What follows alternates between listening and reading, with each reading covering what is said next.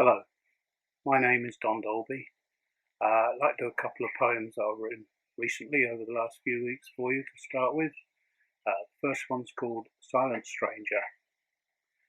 There was no warning, there was no sound when first this silent stranger came to town. There are no barriers, there are no walls against which this silent stranger stalls. There is fear and there is fright when facing this silent stranger's might. There are heroines now, and heroes too. The silent stranger knows not what to do. We will be patient, we will be strong, and beat the silent stranger before too long. Second one is called Chains.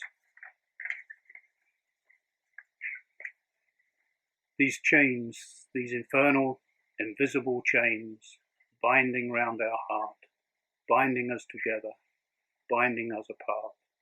These chains, these fragile chains of love, of hope and trust, fragile chains indeed, trust in them we must.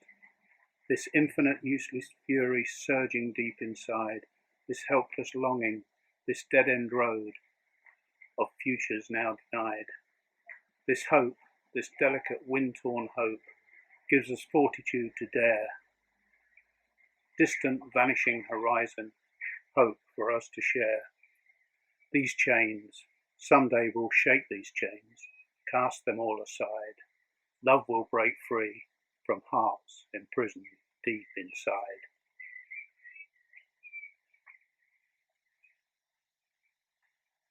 Last year, on the Buxton Fringe, we had the pleasure of performing Shelley's The Mask of Anarchy in commemoration of the 200th anniversary of the Peterloo Massacre in Manchester. A few months after that, I visited the Peterloo exhibition at the People's History Museum, and after that visit I wrote this poem called Peterloo Revisited. Today I went to Peterloo, and I saw the echoes and the ghosts of the women and the men, and of the children too. I heard the whisper of their pain, and I saw the hopes, and I saw them dashed, and I saw it happen again and again and again. I've seen the echoes down the years, I've seen protest crushed, and progress halted, turned back, regressed, amid the blood and the sweat and the tears. Today I went to Peterloo, and I went to Tolpuddle, I went to Saltley Gate, I went to Orgreave, and I went to Wapping too. I saw the agents of the state attacking workers again and again, in the only way they knew, with sabres and guns and rope and fear, with regressive lawmaking too. I saw the bravery, and I felt their pain, when it happened again and again. But I came away with hope renewed, inspired to struggle on, prepared for battles anew on the day I went to Peterloo.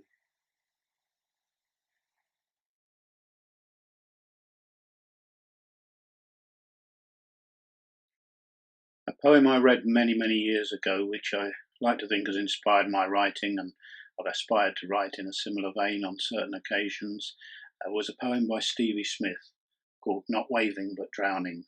So I'd like to do that for you today. Not waving but drowning. Nobody heard him, the dead man, but still he lay moaning. I was much farther out than you thought, and not waving but drowning. Poor chap, he always loved larking, and now he's dead. It must have been too cold for him, his heart gave way, they said. Oh no, no, no, it was too cold always, still the dead one lay moaning. I was much too far out all my life, and not waving but drowning.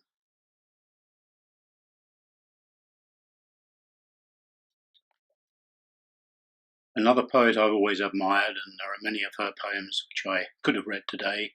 Her name is Christina Rossetti. She was writing in the 19th century, so much older than poet than many I listen to or read. This one is called From Sonnets of Later Life. A dream there is wherein we are fain to scream, while struggling with ourselves we cannot speak, and much of all our waking life, as weak and misconceived, eludes us like the dream. For half life's screamings are not what they seem, and vain the laughs we laugh, the shrieks we shriek, yea, all is vain that mars the settled, meek, contented quiet of our daily theme.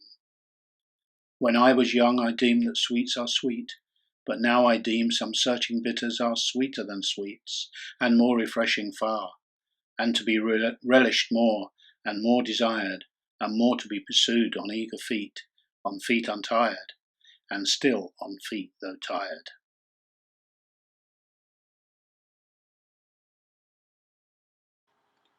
And now I have a little bonus for you. My granddaughter, who loves frogs, wanted to read this poem for you. So here it is, Chloe Dolby. Frog Hop by John Agard. I may be ugly, but I have my hop. I have no wish to be kissed and turned into a prince and mince along in awkward finery. Me, abandon my kingdom of wet and weed and insect feast. Oh, keep your kissed. Oh, keep your prince. Dressed like a fop, I'll keep my hop.